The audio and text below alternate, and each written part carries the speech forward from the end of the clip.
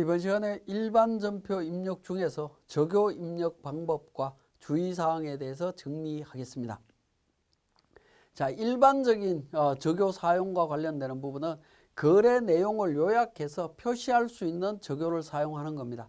회계적인 사건에 대한 전표를 입력할 때 그 전표를 보고 거래를 추정할 때 추정할 수 있는 단초가 되는 정보를 주는 부분이다라고 보시면 됩니다. 그게 적요입니다. 그러한 적요는 등록된 적요 또는 개별 등록 사용하거나 또는 직접 등록해서 사용합니다. 기본적으로 우리 세무사랑 프로에 등록되어 있는 정보를 사용하거나 아니면 그 등록된 정보 이외에 개별적으로 등록해서 사용하거나 직접 입력하는 방식으로 선택해서 할 수 있습니다. 어떤 방식을 선택하셔도 상관없습니다. 그렇지만 고정적요 같은 경우에는 반드시 좀 주의를 하셔야 됩니다. 결산이나 부가가치세 신고, 법인세, 개인세무조정과 연계된 경우에는 반드시 고정적요 코드를 이용해야 된다라는 겁니다. 제가 앞에서 계정가옥 및 적요 등록과 관련되는 부분 설명드릴 때 고정적요에 대한 부분 한번 설명드린 적이 있습니다. 설명드린 적인데 고정적요와 관련되는 부분들은 반드시 주의를 하셔야 됩니다. 특히 접대비 관련되는 부분, 그죠? 접대비와 관련되는 부분, 그 다음에 재고자산 관련되는 부분, 뭐 이런 부분들은 좀 주의를 하셔야 된다라는 거 기억하셔야 되겠습니다. 자, 그 다음에 계정과목의 성격이 가지급금, 가수금인 경우에 계정적요 입력하는 방법이 되겠습니다. 가지급금, 가수금 관련되는 부분은 우리 법인세법상의 업무무관 대여금이 된다라는 부분 말씀을 드렸을 겁니다. 그죠? 업무무관 대여금은 인정이자를 계산을 해야 되고요. 인정이자 계산할 때 적수 계산도 필요하다라는 겁니다. 적수를 계산해야 되는데 적수 계산할 때 인별로 관리를 하게 되는데 인별로 관리할 때 기준이 적요 번호를 기준으로 관리를 한다라는 겁니다. 자, 대표이사와 갑과 을에 대한 부분들을 가지급금, 가수금이 빈번하게 움직였다면 인별로 어떻게 관리할 거냐 하는 부분인데 대표이사한테만 적용되는 적요, 그 다음에 갑사원한테 적용되는 적요, 을사원한테 적용되는 적요 번호로 구분하시면 되겠습니다. 인별로 구분할 때 적요 번호를 사용한다라고 보시면 되겠네요. 적요 번호를 사용하는데 두 개를 사용을 합니다. 증가 부분과 감소 부분으로 구분해서 공통적으로 사용하시면 됩니다. 자, 대표이사 같은 경우에 1번과 4번, 1번은 증가 부분이고요. 가지급금이 증가했을 때, 4번은 감소했을 때 의미다라고 보시면 됩니다. 갑사원 같은 경우에는 2번과 5번을 내가 쓰겠다라고 가정을 하면 2번은 증가일 때 코드 번호, 5번은 감소일 때 코드 번호. 자, 을사원은 3번은 증가일 때, 6번은 감소일 때, 이런 경우에 1, 4, 2, 5, 3, 6으로 회계 처리를 한다라고 하면 대표이사에 대한 증가분과 감소분에 대한 계산, 갑사원에 대한 증가 감소, 그 다음에 을사원에 대한 증가 감소를 계산해서 적수 계산이 가능해진다라는 겁니다. 그죠? 이런 계산이 가능해지기 때문에 가지급금, 가수금에 대한 부분을 인별로 구분하는 기능이 적요 번호에서 정리가 된다라고 보시면 되겠습니다. 자, 접대비 계정을 입력을 할 때 또 어떻게 할 거냐 하는 부분인데 접대비 계정의 적요는 반드시 내장된 적요 번호를 사용해야 된다. 즉 고정적요다라고 보시면 됩니다. 고정적요를 사용해야 된다라고 봅니다. 자, 신용카드 사용부는 반드시 1번 신용카드 등 사용 일반 접대비를 선택해야 된다. 신용카드 접대비 같은 경우에 1번 코드를 사용을 해야 된다라는 부분입니다. 그렇게 해야만이 접대비 세무조정할 때, 조정명세서 작성할 때 신용카드 사용분으로 자동 계산이 됩니다. 그렇지 않으면 신용카드 미사용분이 되고요. 금액에 따라서는 비용으로 인정받을 수 없는 상황이 발생할 수도 있습니다. 자, 지금까지 설명드린 내용을 바탕으로 우리 세무사랑 프로에서 적요 등록과 관련되는 내용 정리하겠습니다. 자, 교재 145페이지 적요 및 금액 입력 방법에 대한 부분이 되겠습니다. 자, 관련되는 전표를 제가 하나 입력을 해 보도록 하겠습니다. 자, 11월 5일 날 접대비가 지출이 됐다라고 가정을 하겠습니다. 자, 3번 접대비 813번입니다. 계정과목 코드를 아시면 계정과목 코드를 그냥 입력을 하시면 되겠고요. 모르시면 접대비라고 해서 조회를 하시면 됩니다. 계정의 일부를 조회하셔갖고 접대비 찾았습니다. 자, 거래처, 거래처는 예를 들어서 미란이라고 가정을 하겠습니다. 거래처 코드를 코드 도움을 통해서 찾았습니다. 자, 적요 부분을 보도록 하겠습니다. 적요는 하단 부분에 1번부터 적요가 11개까지 11번까지 적요 번호를 확인하실 수가 있습니다. 여기에서 필요한 적요를 그대로 사용해서 사용하시면 되겠습니다. 기본적으로 저장된 코드를 이용한다라는 부분입니다. 앞에 1번부터 11번까지 코드 번호가 있죠. 이 코드 번호를 그대로 사용하시면 되겠습니다. 이 부분이 이제 저장된 적요 부분이고요. 내장된 적요 내용도 있습니다.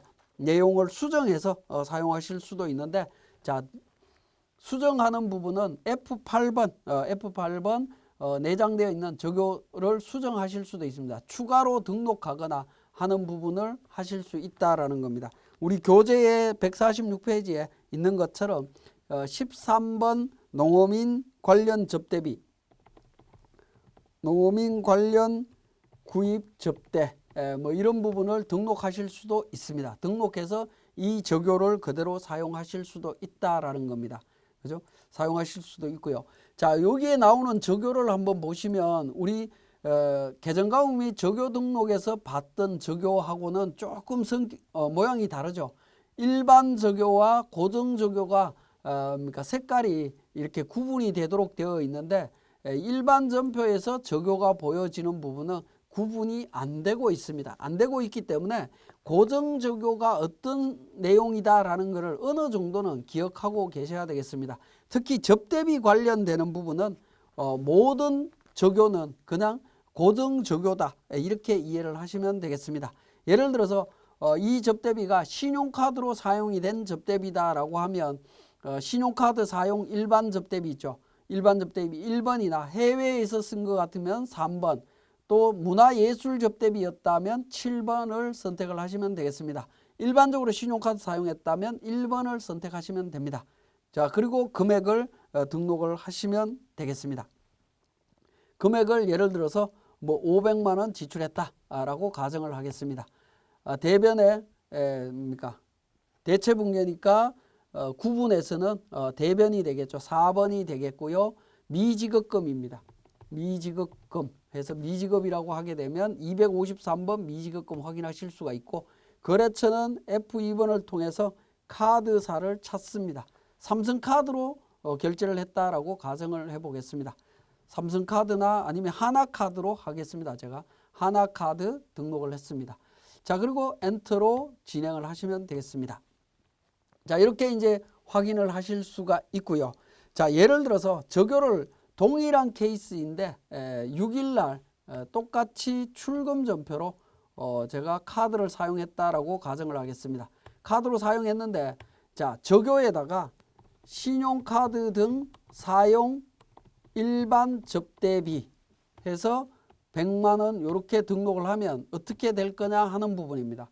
자, 위에 접대비는 앞에 숫자 1, 즉 코드 번호가 있는데 6일날 접대비는 신용카드로 썼지만 코드 번호가 없습니다. 코드 번호가 없는 부분은 코드 번호가 0번으로 인식이 됩니다. 아무리 우리가 적요 내용을 그대로 등록을 했다 하더라도 관련되는 내용이 제대로 반영이 안 된다라는 거죠. 세무조정할 때는 이 내용이 제대로 반영이 안 된다라는 사실 기억을 하셔야 될 것 같습니다. 그래서 우리 교재 보시면 교재 147페이지에 보시면 유의사항 나와 있죠.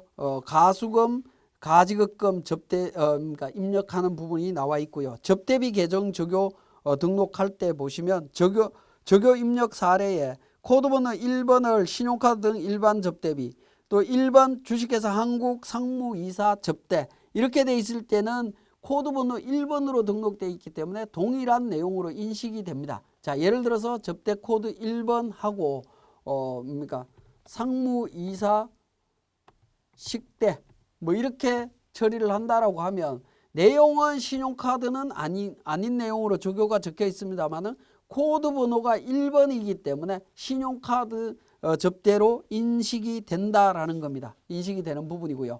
그런데 똑같은 내용인데도 불구하고 0번으로 해서 그죠?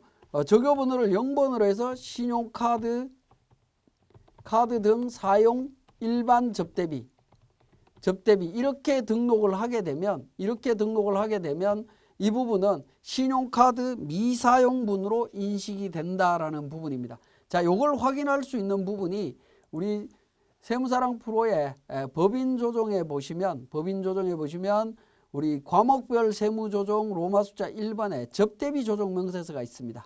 자, 접대비 조정 명세서에 F12 불러오기를 통해서 불러오게 되면 그러니까 신용카드 등 미사용 금액 50만 원이라고 내용이 뜨게 됩니다. 자, 이 내용이 지금 방금 입력했던 일반 전표에서 입력했던 이 50만 원이 된다라는 거죠. 그죠? 그러니까 650만 원을 입력했는데 신용카드로 사용했음에도 불구하고 적요 코드가 0번으로 되어 있다 보니까 미사용으로 인정이 되는 거고요. 코드 번호는 1번으로 되어 있는데 적요 내용을 수정한 경우에는 정상적인 걸로 신용카드 사용분으로 인식이 되고 있습니다. 그죠? 관련 부분 정리하실 필요가 있겠고요. 자, 그 다음에 추가적인 내용 또 설명을 드리겠습니다. 자, 일반 전표에서 입력을 하실 때 면세 매입과 관련되는 부분, 의제 매입세액 적용하는 부분이 되겠습니다. 자, 예를 들어서 6일날 출금 전표로 원재료 153번 원재료를 구입을 했습니다. 미란실업에서 원재료 구입을 했고요. 자, 적요 부분을 6번 의제 매입세 공제 신고서 자동 반영이라고 하는 6번을 선택을 하고 10만 원을 등록을 합니다. 자, 이렇게 등록을 하게 되면 이 내용이 우리 부가가치세 신고 시에 의제 매입세 공제 신고서에 11월 달 분을 조회를 해보게 되면 지금 방금 등록했던 관련되는 부분 10만 원에 대해서 내용을 확인하실 수가 있습니다. 그죠? 이렇게 반영이 된다라는 겁니다. 적요 관련되는 부분이 의제 매입세 공제 신고서 관련되는 부분이 그러니까 적요에 의해서 의제 매입세 공제 신고서로 연계되는 과정을 확인하실 수가 있습니다. 자, 이것과 상관없는 부분이다라고 하면 예를 들어서 811번 자, 출금 전표고요. 811번에 미란실업으로부터 직원 식대를 지출했다. 또는 간식대 직원 간식대 해서 2만 원을 지출했다라고 가정을 하겠습니다. 그런 경우에는 적요를 코드 번호 없이 직접 사용하셔도 됩니다. 하단 부분에 있는 적요 코드를 그대로 사용하셔도 되고 아니면 필요한 적요로 사용하셔도 됩니다. 그리고 직원 간식대라고 하는 부분이 많이 발생하는 적요다라고 하면 F8번 적요 수정이라고 하는 기능을 통해서 F8번 적요 수정에 통해서 등록을 하시면 됩니다. 자, 예를 들어서 2번에 직원 식대가 있는데요. 자, 이 부분을 그냥 직원 간식대 뭐 이렇게 수정해서 사용을 하실 수도 있습니다. 그리고 2번을 사용하시면 되겠죠. 이런 형태로 F8번 적요 수정을 통해서 확인하실 수도 있다라는 부분입니다. 자, 그 다음에 적요가 이제 정리가 되고 나면 금액을 입력하도록 하겠습니다. 자, 금액은 숫자를 그대로 입력을 하시면 되는데요. 자, 예를 들어서 10만 원을 입력을 한다라고 가정을 해보겠습니다. 10만 원이면 100 해서 동그라미 3번을 이렇게 눌러야 되는 부분이 될 겁니다. 그런데 만약에 10만 원을 입력할 때 100을 입력을 하시고요. 플러스 키를 누르게 되면 뒤에 동그라미 3개가 자동으로 붙도록 되어 있습니다. 자, 금액은 동그라미가 많이 있을 때 이렇게 플러스 키를 통해서 3개를 동시에 입력할 수 있는 기능이 있다라는 거 기억을 해 주시고요.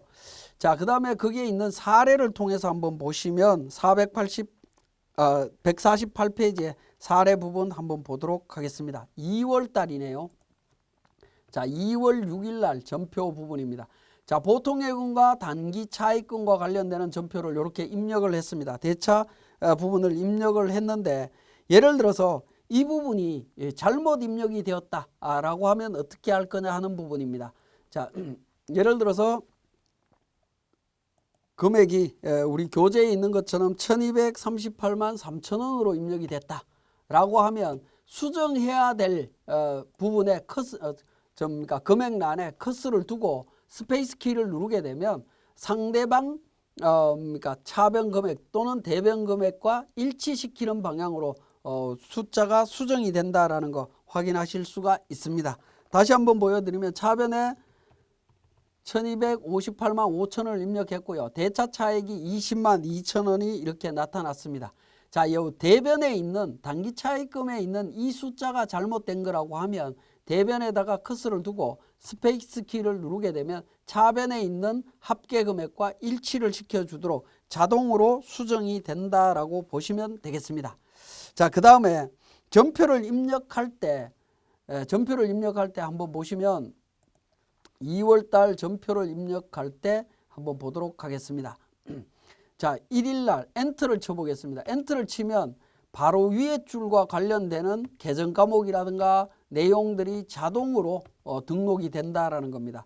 그죠? 전표를 입력하는데 바로 위에 있는 줄에 대한 부분들이 엔터를 치게 되면 그대로 복사가 됩니다. 자, 그대로 복사가 된다라는 점 기억하시면 좋겠습니다. 자, 다시 6일자로 한번 보도록 하겠습니다. 자, 2월 6일자에 제가 엔터를 그대로 쳐볼게요. 엔터를 치면 바로 위에 대변이라고 하는 부분 그대로 등록이 되고요. 자, 그 다음에 엔터를 치면 단기 차익금이 계정 과목 코드와 그대로 등록이 됩니다. 또 엔터를 치면 거래처로 명으로 넘어가고요. 엔터를 치면 대표 이사만 복사가 됩니다. 자, 이런 경우에 코드 번호까지 같이 복사하겠다라고 하시는 경우에는 플러스 키를 누른 다음에 엔터를 치면 바로 위에 코드 번호까지 같이 복사가 된다라는 점 기억하시면 되겠고요. 그 다음에 엔터를 치면 적용도 동일하게 복사가 되는 구조다라고 보시면 되겠습니다. 금액란에는 엔터를 치면 넘어가지 않습니다. 금액은 중요한 부분이기 때문에 직접 입력을 하셔야 됩니다. 자, 다시 한번 보여드리면 예를 들어서 이런 부분들입니다. 자, 적용 부분도 1번 적용해서 100만 원 등록을 해 보겠습니다. 제가 자, 이렇게 등록을 했다라고 하면 1번 이렇게 등록을 했습니다. 자, 그러면 다시 엔터로 한번 진행을 해 보겠습니다. 차변 103번 플러스 키를 누르고 엔터를 치면 코드 번호와 윗줄에 있는 코드 번호와 거래처명이 자동으로 복사가 되고요. 엔터를 치고 넘어가게 되면 적용은 코드 번호까지 그대로 복사가 된다라는 거 기억을 하시면 되겠고요. 금액 필요하다면 50만 원 입력을 하시면 됩니다. 대변 관련해서 126번, 1000번, 1번 뭐 이렇게 등록을 하실 수가 있겠죠. 자, 우리 금액을 입력하거나 전표를 입력할 때 관련되는 주요 기능 스페이스 키와 바로 윗줄에 있는 거래처 코드까지 복사하는 기능 내용 살펴봤습니다.